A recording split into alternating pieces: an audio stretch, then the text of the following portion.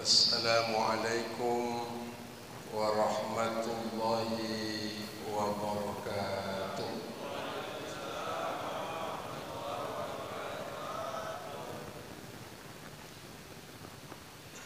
Alhamdulillahi rabbil alamin, wassalatu wassalamu ala ashrafil anbiya'i wal mursalin, Sayyidina wa maulana Muhammad ibn Abdillah wa ala alihi wa sahbihi wa man tabi'ahu wa wala. Rabbi shrah li sadri wa yassir li amri wahlul 'uqdatam min lisani yafqahu qawli, amma ba'd. Saya hormati ada Bapak Kades, ya pengajian saya lihat beliau hadir tapi jarang diucap. Mudah-mudahan pemimpin macam ini dirahmati Allah Subhanahu wa Ta'ala. Kami hormati tokoh agama, tokoh masyarakat, Bapak Ibu jamaah hadirin wal hadirat rahimakumullah. Malam hari ini tidak terasa tinggal 1 minggu kita memasuki bulan suci Ramadan.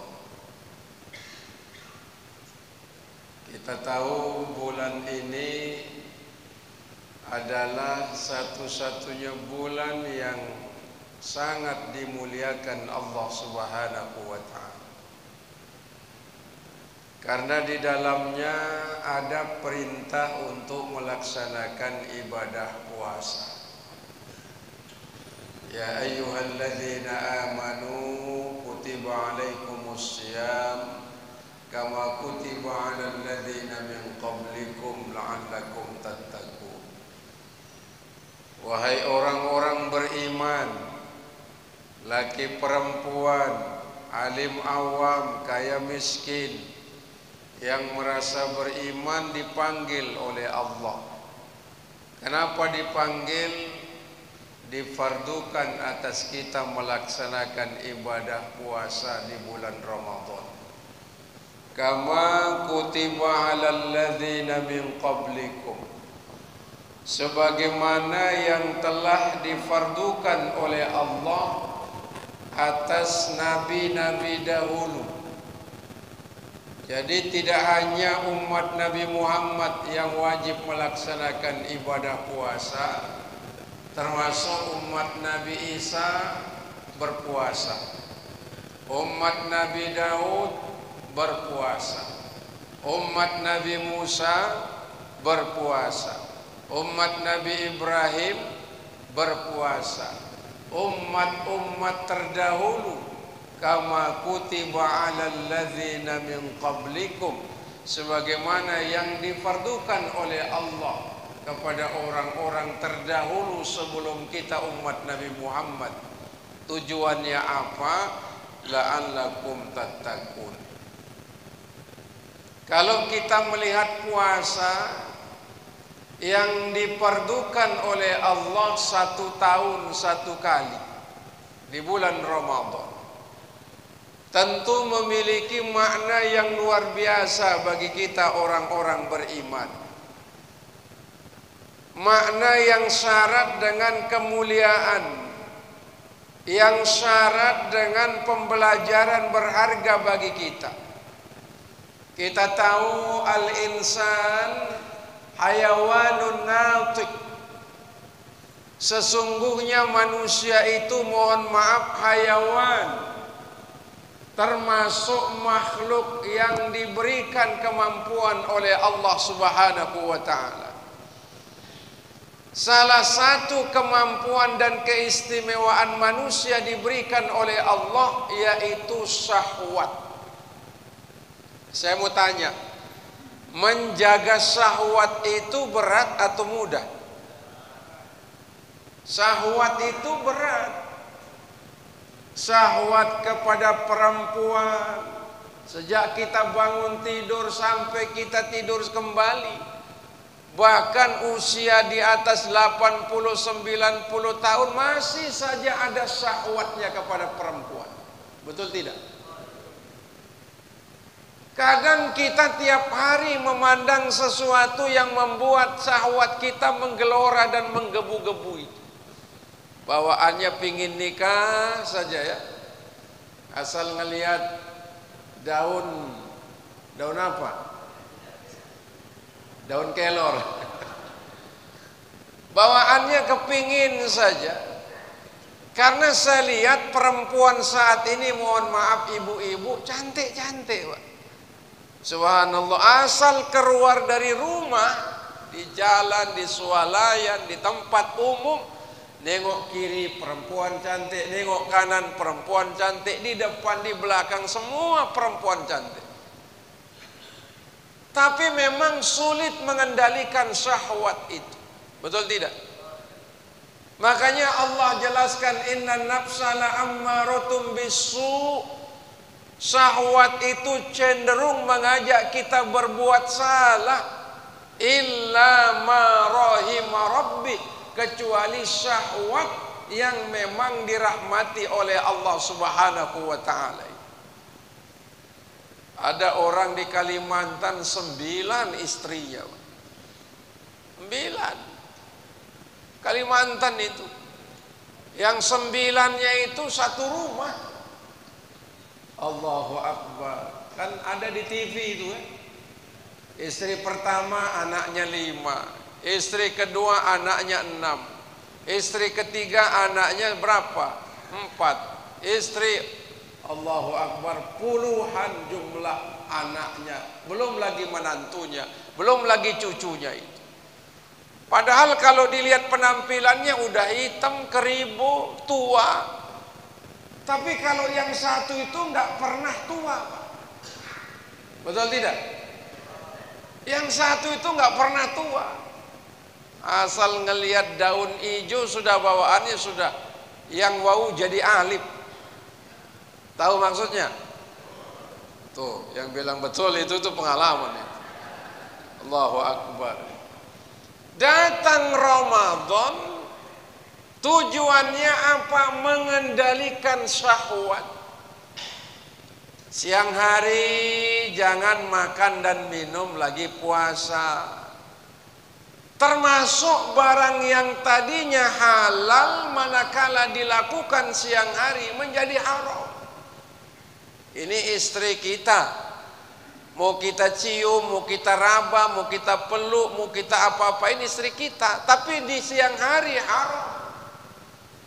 Kapan halalnya? Nanti setelah beduk maghrib, Pak. Lagi pengantin baru ya. Subhanallah, itu bawaannya mau udah uring-uringan kata orang sekarang itu. Ada satu kisah zaman Rasulullah. Seminggu sebelum masuk Ramadan dia nikah. Namanya pengantin baru. Semua serba baru kayak mobil, Pak. Kalau baru belum keinjak remnya, baru kena anginnya sudah berhenti, Pak. Pakem betul remnya. Beda dengan mobil tua, dikocok-kocok belum tentu mau ngerem lolos ya. Maaf ibu-ibu ya. Begitu masuk Ramadan, siang harinya yang namanya orang puasa kan, nggak makan mampu, nggak minum mampu. Tapi yang satu ini bawaannya ketegangan tinggi, namanya pengantin baru. Akhirnya ngobrolnya yang panas-panas sama istrinya. Istrinya di rumah penampilannya seperti itu, seronok. Istrinya kok. Akhirnya dipeluk istrinya, dicium, terjadi hubungan suami istri siang bolong gitu. Begitu selesai mereka kaget, oh lagi puasa katanya. Tapi sudah batal kan. Lapor mereka kepada baginda Rasul, ya Rasulullah, celaka kami, celaka kami, celaka kami, ya wailah, ya wailah, ya wailah. Kenapa kau bilang celaka? Kami ini pengantin baru ya Rasulullah. Terus Di siang hari kami nggak mampu mengendalikan syahwat, terus ya terjadi hubungan suami istri. Kalau begitu kamu harus membayar denda, kata Nabi. Puasa 1 bulan menjadi 2 bulan. Yang 1 hari saja dilanggar-langgar ya Rasulullah. Bagaimana mau 2 bulan, katanya kan? Oke, kalau begitu kamu harus mengganti puasamu dengan memberi makan fakir miskin yang ada di kampung halaman. Itu kata Rasulullah. Berapa jumlah orang miskin di kampung halamanmu, sejumlah itu kau berikan dia makan minum, buka puasa selama 1 bulan. Kata pengantin baru ini, ya Rasulullah, di kampung halaman saya, di tempat saya, yang paling susah, yang paling miskin, yang paling menderita itu saya ya Rasulullah. Udah melanggar aturan Allah, lalu disuruh membayar fidyah oleh Nabi, tapi ternyata dia yang paling miskin. Hanya Nabi kasih dia gandum, ukuran 1 karung gandum dikasih oleh Nabi. Kalau begitu ini kamu bagi kepada tetangga-tetanggamu.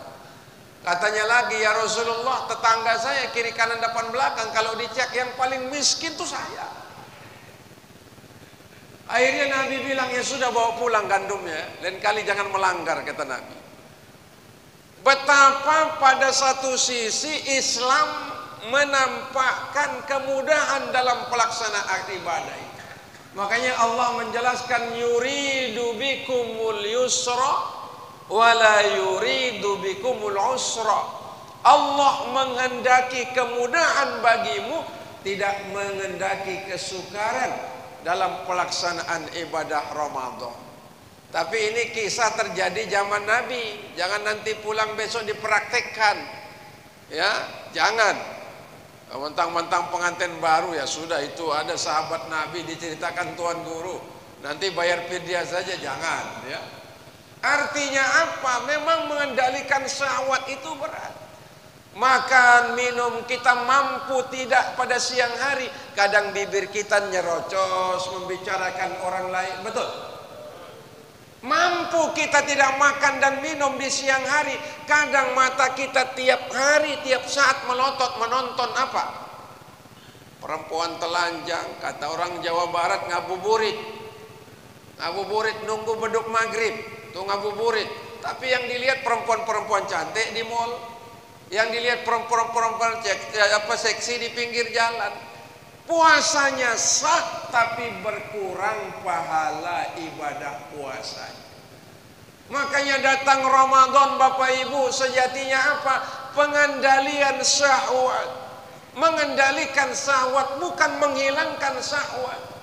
Makanya siapa yang sanggup melaksanakan ibadah puasa dengan baik dan betul, sebagaimana yang disabdakan oleh baginda Rasul Muhammad SAW, siapa yang berpuasa, man shoma ramadhana imanan wa ihtisaban ghufira lahu ma taqaddama min zanbi. Siapa yang puasa karena imannya kepada Allah, karena kehati-hatiannya dalam melaksanakan ibadah puasa di bulan Ramadan, semua dosa-dosanya di masa lalu diampuni oleh Allah. Alhamdulillah.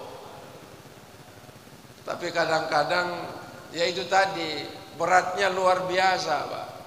Sambil menunggu datangnya menjelang maghrib, ada saja yang kita tonton di televisi. Yang kita tonton apa? Lagu Sepiring Berdua.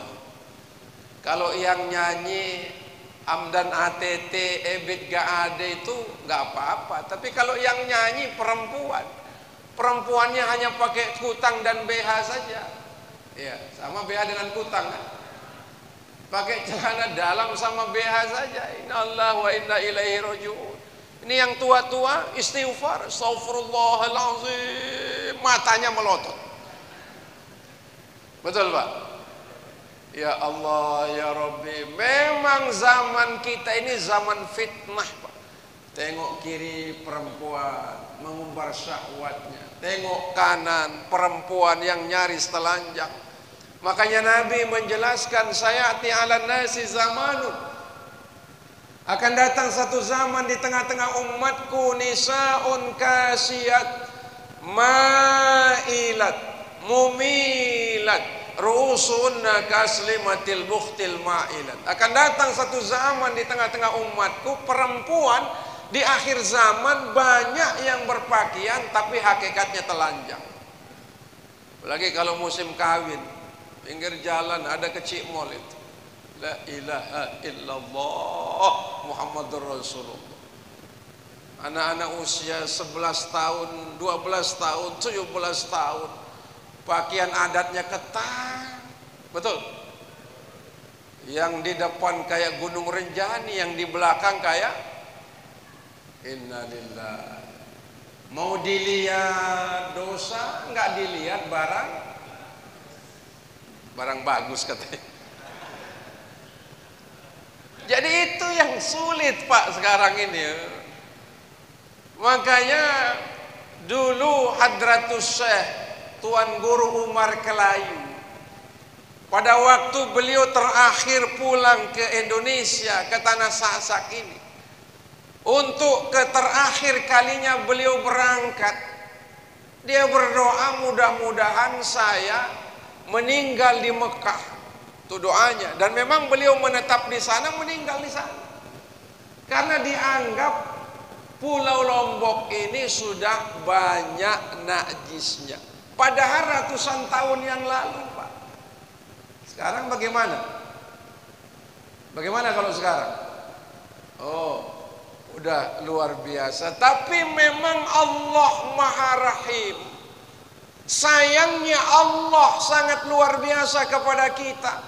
Walau andai seluruh langit pertama sampai langit ketujuh, lalu penuh bumi ini dengan dosa yang kita perbuat, datang Ramadan, kita berpuasa sesuai dengan kemampuan kita melaksanakan ibadah, mengharapkan ridha Allah, maka dengan sendirinya puasa-puasa itu, ya dosa-dosa itu diampuni oleh Allah Subhanahu wa taala. Andai bukan karena rahmat Allah, rasa-rasanya kita ini ibarat tiap hari tercebur di comberan, Pak. Tercebur, mandi lagi, nyebur, mandi lagi, nyebur, mandi lagi. Kan begitu. Ini HP ini, kata orang sekarang sumber fitnah. Ada seorang perempuan melihat WA. Tahu WA, Pak? Apa WA? WhatsApp. Suaminya dibuka. Tiba-tiba berdering nomor seseorang yang di situ tulisannya pendopo 2. Pendopo 2. Suaminya lagi mandi. Pak, ada telepon dari pendopo 2. Oh, jangan, itu Pak Wakil Bupati katanya. Istrinya nggak berani berangkat, tapi ini beberapa kali sebentar, tunggu dulu, jangan kamu angkat, bahaya. Nanti kalau salah ngomong bahaya kita ini.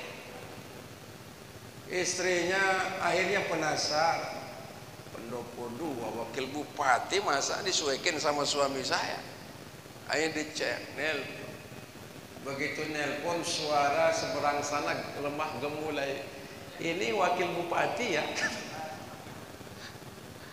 Kata seberang sana, ini wakil bupati 2, ini istri kedua.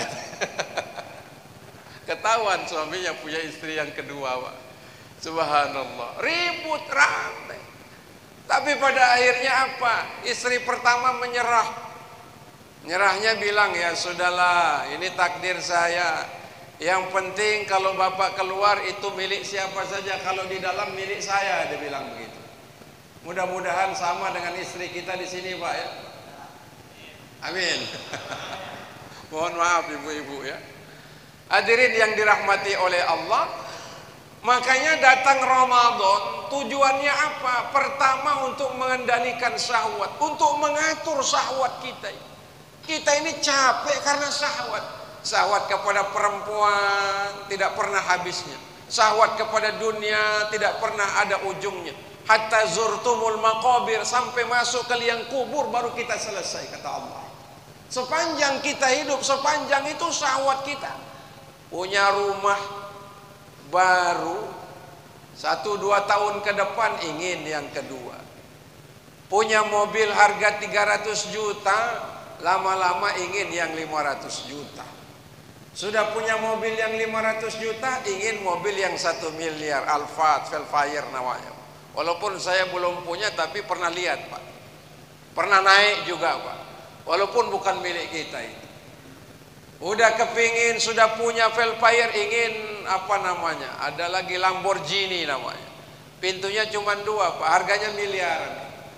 Sudah punya itu, ingin punya pesawat terbang, ingin punya kapal laut. Kalau langit Allah jual, baru kita mau beli kan. Begitulah syahwat kita manusia, nggak pernah berakhir. Datang Ramadan, dikontrol syahwat itu. Makanya orang yang bertakwa hakikatnya orang yang mampu menjaga dan mengontrol syahwatnya itu. Kapan diperturutkan syahwat itu? Kapan dia memang dibenarkan oleh Allah Subhanahu wa ta'ala. Makanya Allah dalam Al-Quran menjelaskan apa? Dalam satu ayatnya mengingatkan kita, walau sudah datang waktu malam, uhilla lakum lailatasyami rafasa nisa'ukum. Kalau pada malam hari Ramadan boleh kita merafas istri kita, kata Allah. Kalau sudah selesai beduk maghrib, mau diapain aja, mau berbuka pakai itu juga boleh Pak. Karena pernah ada yang nanya ini, Tuan Guru kalau berbuka pakai itu boleh enggak? Ya boleh, enggak ada yang masalah, saya bilang begitu kan. Yang penting berbuka dengan istrinya, bukan istri orang kan. Begitu beduk maghrib, nawait apa? Sauma ghaden, Allahumma laka sumtu wa bika amantu wa la aslamtu wa la rizqika abdaltu birahmatika ya arhamar rahimin. Ambil air seteguk, habis itu ya sudah, terserah kalau itu dengan istri. Karena Allah menjelaskan itu, lailatasyami rafasa nisa'ukum hunna libasul lakum wa antum libasul lahunna. Istri-istrimu ibarat pakaian bagimu.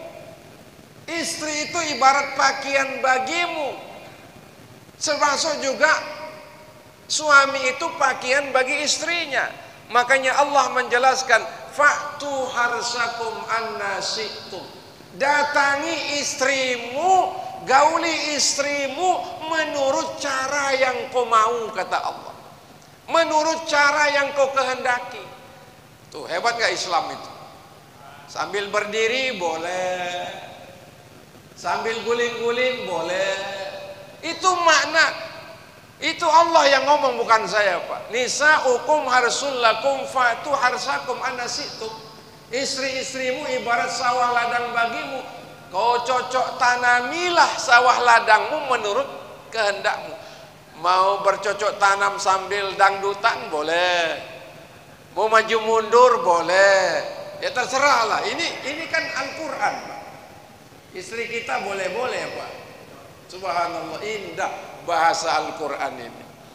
Hadirin yang dirahmati oleh Allah, maka yang pertama Ramadan adalah bulan di mana Allah didik kita untuk mengendalikan syahwat itu. Manakala mampu kita kendalikan syahwat, insya Allah kita sudah termasuk yang bertakwa dalam pandangan Allah Subhanahu wa ta'ala. Yang kedua, bagi mereka yang dalam kondisi musafir atau mereka yang dalam kondisi sakit, boleh tidak berpuasa pada saat dia musafir dan sakit. Tapi nanti ganti puasa yang ditinggalkannya itu setelah pulang dari musafir, setelah sembuh dari sakitnya itu. Itu bentuk kemudahan yang diberikan oleh Islam. Yang kedua, dalam Islam, dalam sambungan ayat ini Allah jelaskan, wa 'alal ladzina yutiqunahu fidyatu ta'amu miskin. Manakala engkau tidak mampu melakukan ibadah puasa, tidak mampu maknanya apa? Dalam sambungan ayat ini mungkin dia punya penyakit menaun, bertahun-tahun tidak kunjung sembuh, maka boleh dia tidak berpuasa, kata Allah dalam ayat ini. atau mereka yang dalam kondisi uzur syar'i. Uzur syar'i maknanya apa? Kalau bahasa Mamban ope. Bahasa kita apa di sini? Ope juga ya. Dia boleh tidak berpuasa, dua golongan tadi, manakala sakit tidak sembuh-sembuh. Yang kedua karena dia ope, diganti puasanya dengan apa? Dengan membayar fidyah ta'amu miskin. Kepada siapa fidyah itu sebagai pengganti puasa lantaran orang itu ope uzur syar'i atau mereka yang sakit menaun tidak kunjung sembuh-sembuh? Siapa yang diberikan? Kepada fakir miskin yang ada di kampung halaman kita. Tapi Allah di penghujung ayatnya menjelaskan wa antasumu khairul lakum, tapi puasa itu jauh lebih baik, jauh lebih bagus bagimu itu. Tapi kalau menemukan ada orang sebagaimana yang dijelaskan oleh Allah, dia cukup membayar fidyah dan diberikan kepada fakir miskin yang ada di kampung halamannya. Hadirin yang berbahagia, sebab itu Ramadan tentu mendatangkan pahala yang tiada batas sebagaimana yang dijelaskan oleh Nabi, oleh Allah dalam hadis kudusinya, as-saumu li wa ana ajzi bi. Puasa itu untukku dan aku yang memberikan pahala yang tiada batas bagi hamba-hambaku yang melaksanakan ibadah puasa itu. Subhanallah, yang tadinya sakit jadi sehat, yang tadinya banyak komplikasi insya Allah jadi sembuh. Karena kata Nabi, sumu tasihu, berpuasalah kalian, insya Allah puasa itu mendatangkan kesembuhan dalam kehidupan kita. Tadinya sakitnya luar biasa, keluar masuk rumah sakit, jutaan rupiah dikeluarkan, tapi begitu datang bulan Ramadan, dia niatkan dirinya melaksanakan ibadah puasa dengan baik, dengan betul, maka insya Allah dia akan sembuh karena penyakitnya asbab ibadah Ramadan.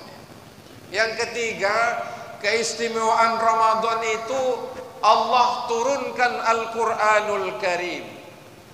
Wa nunazzilu minal Quran, diturunkan Quran kepada kita orang-orang beriman.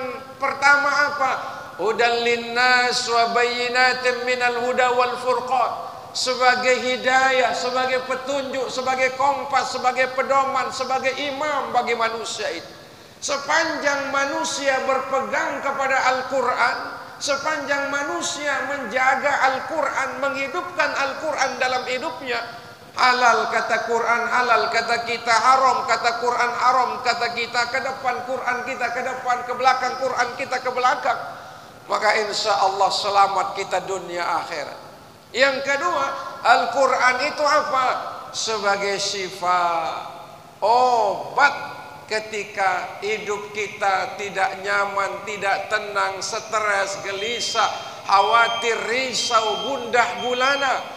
Apalagi sekarang ini banyak penyakit risau, banyak penyakit khawatir. Khawatir nggak dapat jodoh, khawatir nggak dapat makan, nggak khawatir bagaimana nasib anaknya dan keluarganya, bagaimana nasib nanti keturunannya di masa yang akan datang. Nggak usah khawatir, karena Allah menjamin rezeki bagi setiap hamba dan makhluknya yang hidup di muka bumi ini. Maka siapa yang ingin tenang, baca Quran. Makanya lazimlah selesai sholat tarawih berjamaah. Sampai jam berapa kita tadarus di sini? Sampai jam 3. Hebat betul, luar biasa. Sampai sahur juga ya. Kalah orang Mamben. Orang Mamben tuh jam 12 sudah tutup. Hebat. Saya buka rahasia jadinya. Ini hebat. Ya makanya perlu kita contoh masyarakat dan umat. Bicara masalah perjalanan hidup mirip-mirip saja. Di sini banyak yang susah, di situ banyak yang susah. Di sini ada yang sempit, di situ banyak yang sempit. Di sini diuji dengan sesuatu yang tidak menyenangkan, di sana juga. Tapi kenapa masyarakat di sini jauh lebih taat, lebih bagus, lebih semangat tadarusnya? Ya boleh jadi karena kekuatan iman. Boleh jadi karena lingkungannya baik. Jam 3 itu dulu zaman almarhum bapak saya masih hidup, Saya masih SD sampai sahur.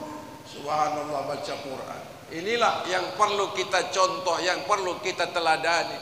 Karena rahmat Allah sepanjang Ramadan turun. Ampunan Allah sepanjang Ramadan turun. Pahalanya tiada batas diberikan oleh Allah Subhanahu wa taala. Satu huruf yang kita baca di malam Ramadan, di siang Ramadan, di bulan Ramadan, pahalanya sama dengan mengkhatamkan 30 juz.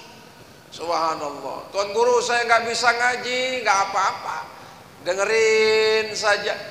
Karena Allah menjelaskan, wa idza quri'al Qur'anu fastami'u lahu wa ansitu la'allakum turhamun.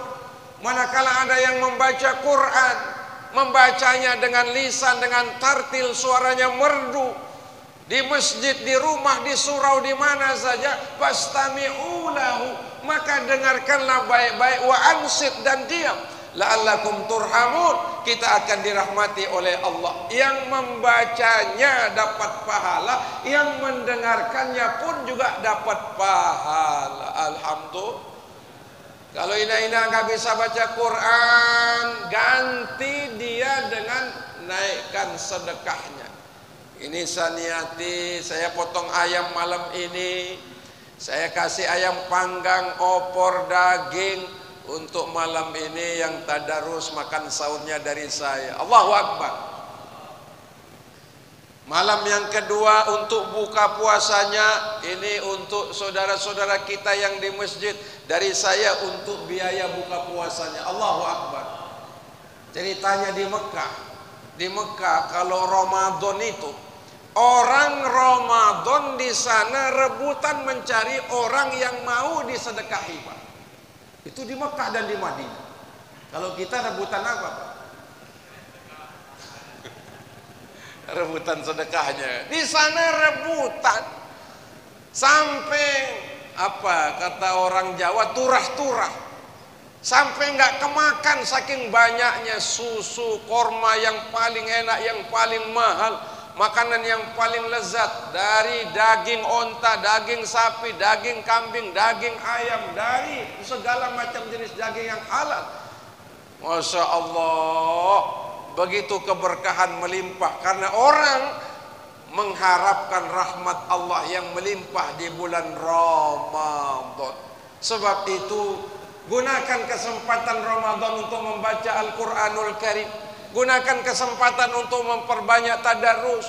Gunakan kesempatan, karena apa?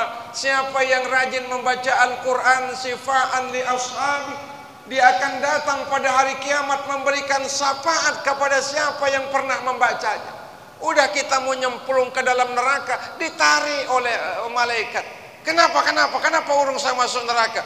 Al-Quran yang kau baca datang memberikan syafaat. Jangan disiksa itu hamba Allah. Dulu di dunia, di bulan Ramadan, walaupun dia tidak pernah membaca Quran, apalagi dia membaca Quran, dia ingin membaca Quran, dia tidak mampu, tapi dia mendengarkan hamba-hamba Allah yang sedang baca Quran, mendengarkannya saja sama besar pahalanya, apalagi membacanya. Alhamdulillah. Itu makna syifaan, diberikan syafaat karena Al-Quran bagi siapa yang membacanya dalam kehidupan di dunia. Jelas ya? Yang berikutnya, yang terakhir, keistimewaan Ramadan itu ada satu malam namanya Lailatul Qadar, khairun min alfi syahr. Satu malam lebih baik daripada 1000 bulan. Apapun yang Bapak lakukan pada malam hari itu lebih baik pahalanya daripada ibadah selama 1000 bulan. 1000 bulan sama dengan 82 tahun. Sedekahnya melebihi 1000 bulan. Zikir wiridnya melampaui 1000 bulan. Apalagi ibadah apapun yang ditunaikan di bulan suci Ramadan, khususnya pada malam Lailatul Qadar, pahalanya mengalahkan 1000 bulan diberikan oleh Allah Subhanahu wa taala.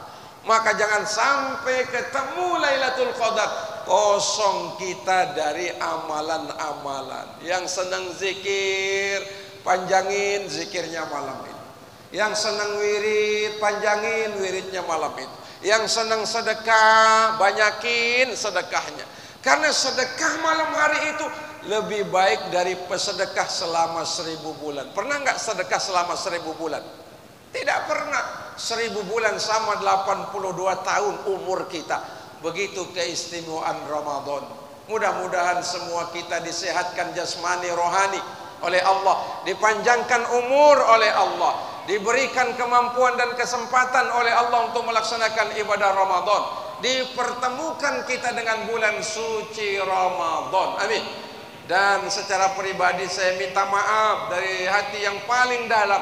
Mungkin dalam setiap giliran saya mengisi pengajian di masjid kita ini, ada ucapan, ada tindakan, ada hal-hal yang kurang berkenan, menyinggung hati, menyayat perasaan. Maka saya minta maaf dari hati yang paling dalam. Mudah-mudahan apa yang baik datang dari Allah, yang tidak baik itu semata-mata karena kehilapan dan kekurangan saya. Kebetulan insya Allah pada tanggal 5 Ramadan, insya Allah saya akan berangkat dengan orang tua melaksanakan ibadah umroh. Dan Bapak Ibu yang nanti diberikan kelapangan rezeki mau umroh, baik di luar Ramadan bulan Syawal maupun bulan-bulan yang lain, boleh nanti lewat kita ya. Mudah-mudahan penutupan pengajian ya, kita tutuplah sementara pengajian untuk nyambut Ramadan.